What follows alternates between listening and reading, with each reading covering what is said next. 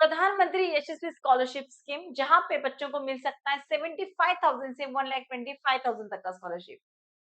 अब देखिए इसको अप्लाई कहाँ पे करना है, कैसे करना है, इस कुछ आज इस वीडियो में डिटेल में शेयर करूँगी। तो वीडियो में हमारे साथ एंड तक बने रहिए। अब देखिए रजिस्ट्रेशन करते टाइम आपको कुछ चीज़ों का ध्यान रखना है। आपको अपने पास ये जो मैं अभी बताऊँगी सारे डॉक्यूमेंट्स पहले लेके बैठने हैं पूरे स्कैन कॉपीज़ के साथ, फिर ही आप रजिस्ट्रेशन करने के लिए स्टार्ट कर सकते हैं। सबसे पहले आपको आपके स्कूल जाना है, वहाँ से आपको आपका अवपार नंबर, अपर आईडी नंबर आपको वहाँ से लेके आना है। स्कूल से आपका बोनाफाइड सर्टिफिकेट लेके आना है, ये 2 चीज़ें मैंडेटरी हैं। आपके पास आधार कार्ड होना चाहिए, कास्ट सर्टिफिकेट होना चाहिए, एनुअल इनकम सर्टिफिकेट भी आपके पास होना चाहिए और लास्ट ईयर का प्रीवियस मार्कशीट भी आपके पास यहाँ पे होना ज़रूरी है, फिर तभी आप जाके इसको रजिस्टर कर सकते हैं। अब रजिस्टर करने के लिए आपको जाना है पहले गूगल पे आपको टाइप करना है यशस्वी स्कॉलरशिप स्कीम, तो आपको इस तरह का विंडो ओपन होगा, यहाँ जाके आपको इसको क्लिक करना है, ठीक है? क्लिक करने के बाद आपको इस तरीके से विंडो दिखेगा। अब यहाँ पे लॉगिन और रजिस्टर हियर ये 2 ऑप्शंस दिखेंगे। हम लोग फर्स्ट टाइम लॉगिन कर रहे हैं, तो हमें रजिस्ट्रेशन करना पड़ेगा, तो यहाँ पे हम रजिस्टर हियर पे क्लिक करेंगे। रजिस्टर हियर पे क्लिक करने के बाद ये रजिस्ट्रेशन हम वन टाइम रजिस्ट्रेशन के लिए क्रिएट करते हैं, तो रजिस्ट्रेशन पे क्लिक करने के बाद हमें कुछ इस तरीके से विंडो यहाँ पे ओपन होगा। अब यहाँ पे दिया है देखो आपको आपका अपार आईडी नंबर यहाँ पे पहले प्रेस करना है, जो अभी आप स्कूल से लेके आओगे। आईडी नंबर देखिए याद रखना है, यहाँ पे आपके जो डॉक्यूमेंट्स ब्लर नहीं होने चाहिए। अगर आपके डॉक्यूमेंट ब्लर है तो आपका आगे प्रोसीजर नहीं किया जाएगा। आपके अपार नंबर, आईडी नंबर या फिर मोबाइल नंबर या फिर अगर आपका अ, आधार नंबर इसमें भी कुछ ऊँच-नीच हुआ, कुछ नंबर का मिस्टेक हुआ, तो हम बाद में करेक्ट नहीं कर पाएँगे। तो इसके लिए आपको ध्यान से इसको एक जगह पे शांति से बैठ के या फिर आप साइबर कैफ़े चले जाइए, वहाँ पे बैठ के आप अच्छे से इसको फ़िल कीजिएगा। तो पहले आप लिखोगे यहाँ पे आपका अपार आईडी, फिर उसके बाद आप आपका नंबर नाम लिखोगे, नेम में स्पेलिंग मिस्टेक नहीं करना है। लास्ट टाइम बहुत बच्चों का स्पेलिंग मिस्टेक हुआ था, तो यहाँ पे नेम में स्पेलिंग मिस्टेक बिल्कुल नहीं होगा। फिर बाद में आपका आधार नंबर और जो भी आपका अभी ईयर चल रहा है 2026-27 वो यहाँ पे आपको लिखना है। आपका जो फैमिली एनुअल इनकम है यहाँ पे लिखना है। देखिए वही बच्चा अप्लाई कर सकते हैं जिसका family income less than 2.5 lakh है। एन्युअली जिसका family income less than 2.5 lakh है, वही बच्चे यहाँ पे एनुअल इनकम आप लिखोगे। अब एनुअल इनकम लिखते टाइम कुछ भी मनगढ़ंत नहीं लिखना है। जितना इनकम आपके जो सर्टिफिकेट है एनुअल इनकम सर्टिफिकेट उसमें जितना इनकम दिया है वही सेम इनकम आप यहाँ पे लिखोगे, नहीं तो मन चाहे धड़ाम-धुड़ुम कुछ भी यहाँ पे आप नहीं लिख पाओगे। फिर उसके बाद आपको यहाँ पे आपका वैलिड ईमेल आईडी देना है, खुद का देना है, किसी चाचा-मामा का यहाँ पे आपको ईमेल आईडी नहीं देना है। फिर आप उसके बाद आपका फ़ोन नंबर लिखोगे। फ़ोन नंबर भी आपको खुद का ही नंबर देना है क्योंकि आपको ओटीपी वगैरह है, उसी नंबर पे आएगा। मैसेजेस जो है आपको उसी नंबर पे आएँगे, तो आपको मोबाइल नंबर खुद का देना है, किसी चाचा-मामा का यहाँ पे नहीं देना है। फिर आप अपना मनचाहा पासवर्ड क्रिएट कर सकते हैं, 8 कैरेक्टर मिनिमम होने चाहिए, जिसमें सम अपर केस, लोअर केस फिर सम स्पेशल कैरेक्टर्स भी होने चाहिए, सम डिजिट्स भी उसमें होने ज़रूरी होते हैं।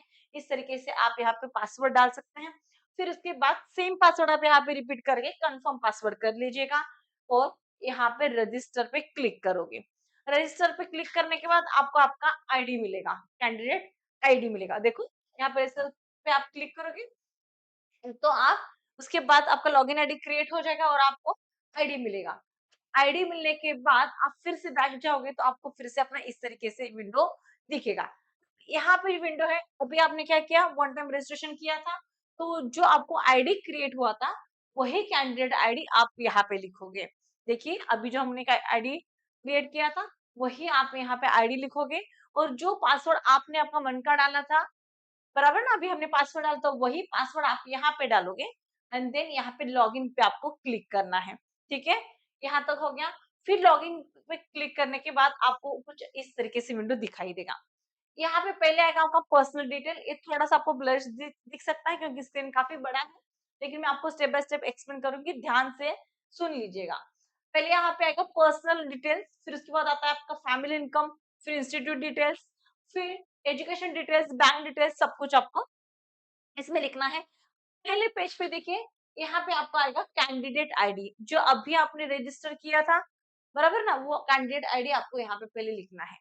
फिर उसके बाद आपको लिखना है यहाँ पे आपका अपार नंबर, जो स्कूल से आप लेके आए थे अपार नंबर, वही नंबर आपको विदाउट मिस्टेक यहाँ पे लिखना है। फिर उसके बाद आपको खुद का नाम लिखना है। अब नाम लिखते टाइम आप ऐसा नहीं लिखोगे, सपोज मान लो मेरा नाम विद्या जोशी है, तो मैं यहाँ पे पूरा विद्या जोशी ऐसा नहीं लिखूंगी, बस मैं यहाँ पे विद्या लिखूंगी, ठीक है। फिर उसके बाद आपको यहाँ पे फादर नेम डालना है। फादर नेम के बाद आपको यहाँ पे जेंडर यहाँ पे पुट करना है, मेल फीमेल जो आपका जेंडर है आप यहाँ पे डालोगे। फिर उसके बाद आता है डेट ऑफ बर्थ, आप यहाँ पे डेट ऑफ बर्थ लिखोगे। फिर प्लेस ऑफ बर्थ, आपका बर्थ कहाँ पे हुआ है, महाराष्ट्र में हुआ है, स्टेट में किसी, सपोज मुंबई में हुआ है, पुणे में हुआ है, आपका जो भी सिटी है वो आपका बर्थ सिटी, आप जहाँ पे रहते हो वो वाला सिटी नहीं, आपका birth city, okay, place of birth, वो आप यहाँ पे डालोगे। अगर आप फिजिकली डिजेबल हो तो यस, तो हो तो यहाँ पे आप एस पे पुट करोगे, नो है तो नो। फिर परसेंटेज ऑफ डिसेबिलिटी, तो आपको ये परसेंटेज ऑफ डिसेबिलिटी जो है अगर कोई है, तो वो जो परसेंटेज ऑफ डिसेबिलिटी जो है वो गवर्नमेंट हॉस्पिटल से अगर मिल जाता है, तो वो जो परसेंटेज होता है 50%, 20%, 30%, जो भी इतना परसेंटेज है वो यहाँ पे लिखना पड़ता है, यहाँ पे आपको डालना है। फिर उसके बाद आता है आपका कास्ट कैटेगरी। देखिए ओबीसी, ईबीसी या डीएनटी, ये बस तीन ही कैटेगरी, मतलब एनटी समुदाय के लोग, सेमी एनटी भी चलेगा, यही लोग इसके लिए अप्लाई कर सकते हैं। एससी एसटी कैटेगरी के लिए लोग ये अप्लाई नहीं कर पाएंगे, ओके। उनके लिए और भी बाकी स्कीम है, तो आपके साथ में वो भी शेयर करूंगी। तो यहाँ पे आपका जो भी कैटेगरी है वो आप यहाँ पे पुट करोगे। फिर अगेन आपका जो मोबाइल नंबर है आपको यहाँ पे देना है, एंड देन आपको जो आपका ईमेल आईडी है आप यहाँ पे लिखोगे, ओके। फिर उसके बाद फिर से आप यहाँ पे आपका आधार नंबर लिखोगे।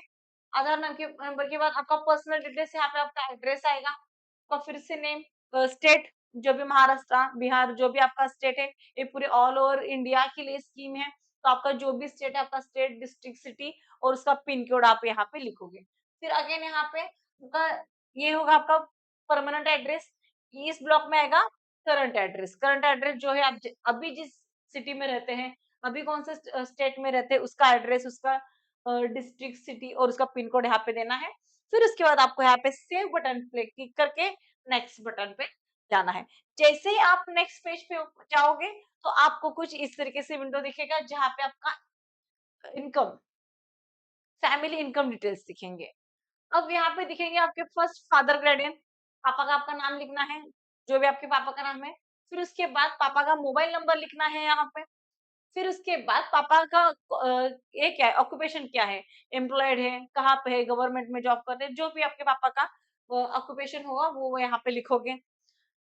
अगर पापा का यहाँ पे डेजिग्नेशन, अगर किसी कंपनी में जॉब करते हैं तो मैनेजर वगैरह ऐसा कुछ भी उनका अगर डेजिग्नेशन है तो आप यहाँ पे लिखोगे।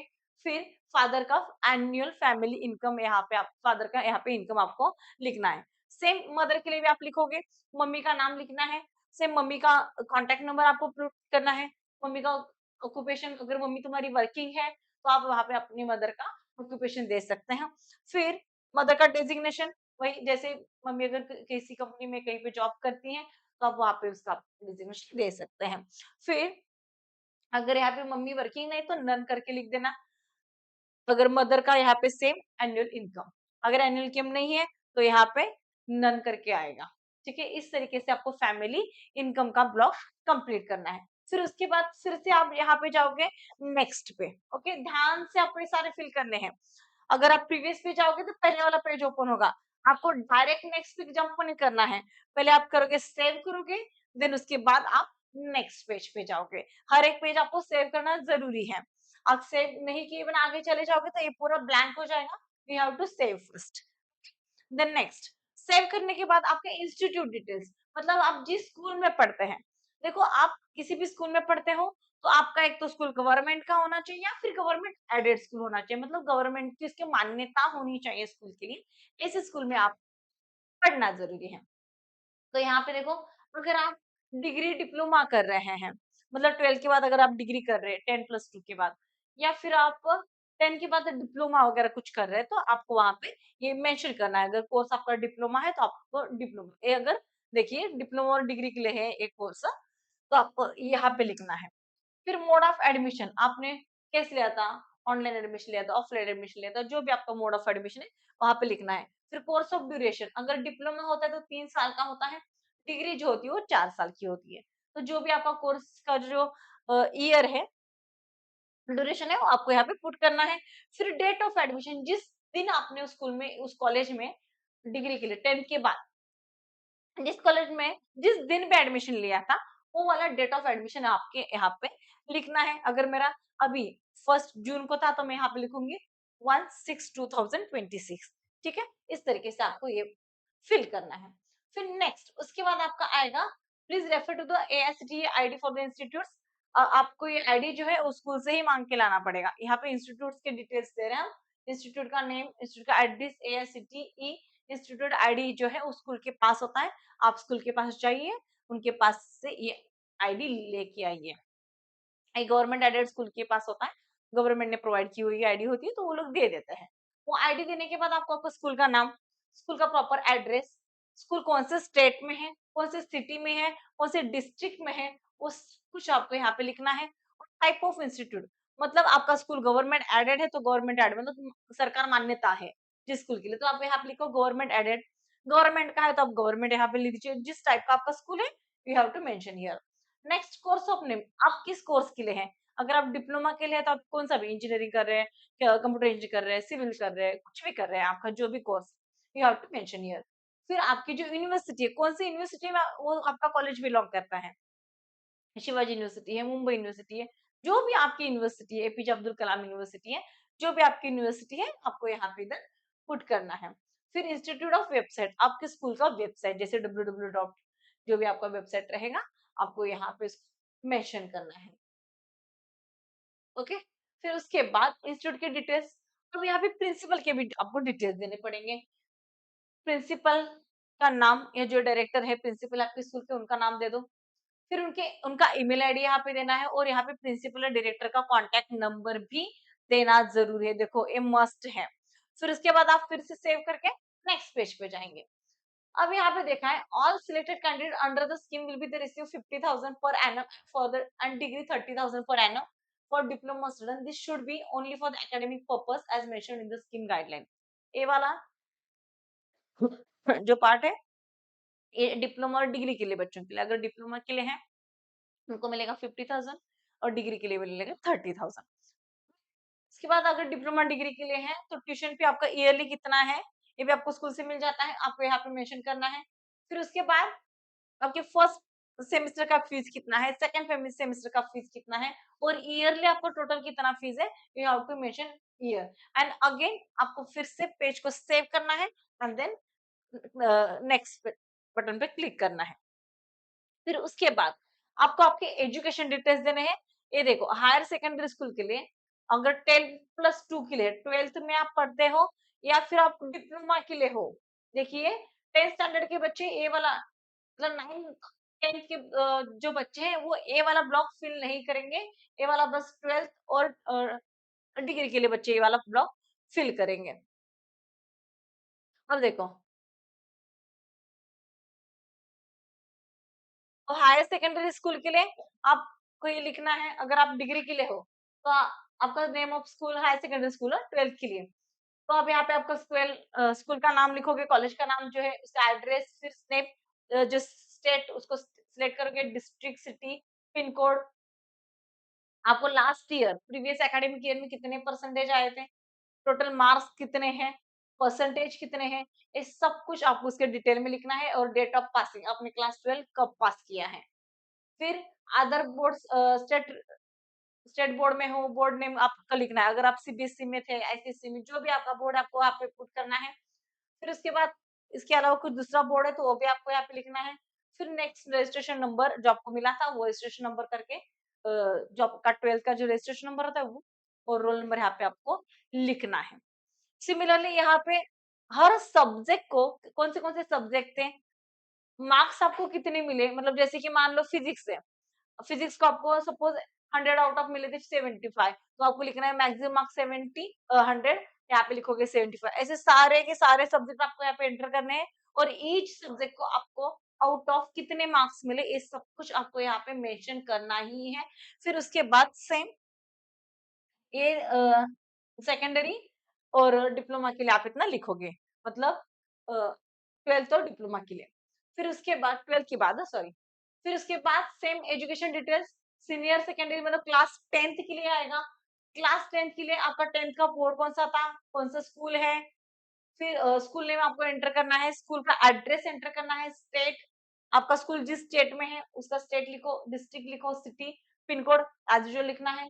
फिर मार्क्स आपको कैसे थे, ग्रेड सिस्टम में मिले थे या मार्किंग स्कीम था, मतलब ए बी सी ऐसा कुछ ग्रेड था या फिर मार्किंग स्कीम था। अगर ग्रेड सिस्टम है तो आपको ग्रेड सिस्टम में यहाँ पे क्लिक करना है, मार्किंग सिस्टम था तो आपको यहाँ पे मार्किंग सिस्टम पे क्लिक करना है। ठीक है, यहाँ तक समझे? ओके। और मार्किंग सिस्टम पे क्लिक करने के बाद आपको कितने मार्क्स आए थे, आउट ऑफ सपोज मान लो कि 500 में से आपको कुछ 350 मार्क्स आए थे, तो यहाँ पे लिखोगे आप 350, टोटल मार्क्स की जगह पे आएगा 500 टोटल मार्क्स। फिर उसके बाद परसेंटेज में कितने आए, वो आपको यहाँ पे परसेंटेज लिखने हैं। देन डिवीजन कौन सा था, वो भी आपको यहाँ पे लिखना है। फिर अगर आपको ग्रेड में है तो आपके स्कूल जो आपका मार्कशीट था उसके अकॉर्डिंगली जो ग्रेड है A1 A2 B1 B2 जो भी तुम्हारा ग्रेड है, you have to mention here. And then grace point अगर आपको मिले हैं, क्लास 10 की मार्कशीट में होता है ना ग्रेस पॉइंट, तो स्पोर्ट्स के वगैरह पॉइंट्स मिलते हैं काफी बच्चों को, अगर वो मिले हैं तो आपको यहाँ पे मेंशन करना है। फिर अगेन डेट ऑफ पासिंग, जिस टाइम पे आप पास हुए वो आपको यहाँ पे डेट डालना है। नेक्स्ट फिर से बोर्ड नेम, अगर आप सीबीएसई हो तो सेंट्रल बोर्ड आएगा, डिस्ट्रिक्ट बोर्ड से हो तो यहाँ पे डिस्ट्रिक्ट बोर्ड आएगा, अदर बोर्ड अगर यहाँ पे आप लिख सकते हैं। फिर बाद में आपका registration number and again roll number आपको यहाँ पे मेंशन करना है। फिर से आपको 10th के मार्कशीट में आपके जितने सब्जेक्ट थे, आपको कितने मार्क्स आए और आउट ऑफ कितने आए। 100 में से आपको यहाँ पे 70 आए तो 100 मैक्सिमम में आएगा, 70 आपको इधर आएगा। ऐसे पूरे सारे के सारे आपके जो फिजिक्स के सॉरी इंग्लिश, हिंदी जितने आपके सब्जेक्ट थे, वो सारे सब्जेक्ट के नाम यहाँ पे आप लिखोगे, उसके मैक्सिमम मार्क्स लिखोगे और आपको कितने मार्क्स मिले वो पूरा डिटेल में लिखना है। अब देखिए इस चीज में आपको एक ध्यान रखना है, यहाँ पे मन चाहे जितना भी ठोक के मार्क्स नहीं देने का, जितना आपके मार्कशीट में है ना उतने ही मार्क्स यहाँ पे आने जरूरी है। एक मार्क्स पे का भी इधर उधर जोड़ नहीं होना चाहिए। तो आप लोग आदत है यार लिख दो 70, लिख दो 80, क्या फर्क पड़ता है, वो नहीं, यहाँ पे फर्क पड़ेगा। फिर अगेन यहाँ आपको करना है पेज सेव और आगे नेक्स्ट पेज पे जाना है। अब नेक्स्ट पेज पे जाने के बाद आपको अपने की देनी पड़ेंगे बैंक डिटेल्स, क्योंकि जो पैसा आएगा हमें, जो स्कॉलरशिप आएगी वो हमें डायरेक्ट बैंक पे ही ट्रांसफर किया जाएगा, जिसको डीबीटी बोलते हैं, डायरेक्ट ट्रांसफर ही आपको आपका जो स्कॉलरशिप का अमाउंट है वो किया जाएगा। इससे आपको प्रॉपर ये बारे में मिस्टेक नहीं करना है, प्रॉपर अकाउंट होल्डर का नाम, और अकाउंट होल्डर बच्चे के नाम पे ही होना चाहिए। अकाउंट होल्डर कौन, कैंडिडेट ही होना चाहिए, खुद का अकाउंट नंबर होना जरूरी है। आपका अकाउंट नंबर, फिर आईएफएससी कोड। अभी सपोज मान लो कि ये तुम्हारा, मेरा नाम विद्या जोशी था, मैंने डाल दिया, फिर मेरा बैंक का आईएफएससी कोड, आप पासबुक पे अगर देखोगे तो उधर लिखा रहता है आईएफएससी कोड, तो वहां पे आपको मेंशन करना है। बैंक ऑफ नेम, जो भी आपका नाम है, पंजाब नेशनल बैंक, जो भी आपका बैंक है वो डाल दो। फिर बैंक का ब्रांच नेम, आपका बैंक कौन से ब्रांच में, आपका जो अकाउंट है वो कौन से ब्रांच में है, वो ब्रांच नेम। आपके जो पासबुक होता है ना, बैंक का पासबुक, उसके फर्स्ट पेज पे पूरे डिटेल से दिए रहते हैं, तो उसके लेके बैठना विदाउट मिस्टेक प्रॉपरली, एक भी डिजिट का मिस्टेक नहीं होना चाहिए, प्रॉपरली लिखते जाना। फिर बैंक एमआई सीआर कोड, वो सब उसमें होता है, आप लिख देना। फिर बैंक का एड्रेस, बैंक का अकाउंट नंबर, जो भी आपका अकाउंट नंबर है वो आपको अकाउंट नंबर लिखना है, फिर उसके बाद उसको फिर से कंफर्म करना है। And then if your bank account seeded with Aadhaar number, तो आपको यहाँ पे एस करना है और देन सेव करके नेक्स्ट करना है। अब यहाँ पे क्लॉज है, students having Aadhaar card and Aadhaar seeded bank account is only eligible, मतलब स्टूडेंट का क्या है, आधार कार्ड होना चाहिए और आधार कार्ड और बैंक से सीडेड होना चाहिए, ऐसे ही बच्चे एलिजिबल हैं। तो आपको यहाँ पे सेव करके नेक्स्ट करना है। ये वाला भी फैक्टर आपको चेक जाके जरूर करना है, आपके एक बार बैंक जाके विजिट कर लेना, ठीक है। फिर उसके बाद आता है सबसे मेन, सारे डॉक्यूमेंट्स आपको अटैच करने पड़ेंगे। अब कौन से डॉक्यूमेंट अटैच करने हैं, आपका 10th का मार्कशीट, बोनाफाइड सर्टिफिकेट, आधार कार्ड, लिंक होना चाहिए आपके फोन नंबर से, आपको ओटीपी उस पे ही आएगा। फिर उसके बाद आपको करना है इनकम सर्टिफिकेट, कास्ट सर्टिफिकेट, ये सारे के सारे आपको स्कैन करके लेने हैं एक पीडीएफ फॉर्म में, और 1 to 1 उसको सब में अपलोड करना है। अब देखो, kindly upload all this files in a list, list में प्रॉपर इसको ऐड करना है। Okay, kindly upload files with PDF, JPG, PNG format, PDF चलेगा, जेपीजी भी चलेगा और पीएनजी फॉर्मेट में चलेगा, और only files are getting uploading, ये दिया है हमें। Kindly upload file size less than 2 MB, उसका जो फाइल आप अपलोड करोगे भर भर के नहीं डालना है, लेस देन 2 MB से बड़ा फाइल नहीं होना चाहिए। काइंडली अपलोड फोटो सिग्नेचर इन जेपीजी फॉर्मेट ओनली। आपका जो रिसेंट फोटो क्लियर जिसमें ब्लर बिल्कुल भी नहीं होना चाहिए, आपका proper signature plain white paper पे आपको ब्लैक कलर से सिग्नेचर करना है। प्रॉपर फेस आना चाहिए, मतलब मान लो कि 70% फेस विजिबल होना चाहिए। ऐसा प्रॉपर आपको फोटो निकालना है और वो प्रॉपर स्कैन करके आपको सबमिट करना है। और मैंने बताया अभी सिग्नेचर भी मस्ट है। प्रॉपर व्हाइट कलर के पेपर पे, धूल नहीं होना चाहिए, प्रॉपर व्हाइट कलर का पेपर पे ब्लैक कलर इंक से आपको सिग्नेचर करके यहाँ पे सबमिट करना है। तो फिर आपके यहाँ ऐड अटैच करके आएगा। अब यहाँ पे क्लिक करोगे, यहाँ पे सीरियल नंबर डालोगे 1, नेम ऑफ अटैचमेंट, सपोज कि आपने यहाँ पे डाला है अटैच करने के बाद ऐसा फाइल ओपन होगा तो आप यहाँ पे लिखोगे कौन सा अटैचमेंट आपका, सपोज मान लो आधार कार्ड, तो यहाँ पे आधार कार्ड, फिर अपलोडेड वगैरह ऐसा आपको आ जाएगा। फिर आप नेक्स्ट करोगे, फिर आपको अपलोड करना है, चूज फाइल करते जाओ, अपलोड करते जाओ। इस तरीके से आपको सारे के सारे डॉक्यूमेंट्स अपलोड करने हैं। और ये सब कुछ होने के बाद आपको यहाँ पे अगर फिर से अपना थोड़ा सा फॉर्म देखना है कि मैंने क्या लिखा है, प्रीवियस बटन पे जाइए। ओके, आपने क्या-क्या लिखा है अगर आपको देखना है, देखो एक बार फॉर्म सबमिट होने के बाद आप इसमें कुछ भी चेंजेस नहीं कर पाएँगे। तो इससे पहले कि अगर आपको कुछ लग रहा है कि मैंने शायद से इधर गलती किया है, शायद से उधर गलती किया है, तो फिर से आप प्रीवियस पे जाइए और अपना फॉर्म फिर से चेक कीजिए। क्योंकि एक बार जैसे फॉर्म सबमिट हो गया, ये फिर से फॉर्म हम उसको करेक्ट नहीं कर पाएँगे। इसको प्रॉपर तरीके से अच्छे से लिखिए और मैक्सिमम लोगों के साथ इसको शेयर कीजिए ताकि किसी का तो फ्यूचर बन सके।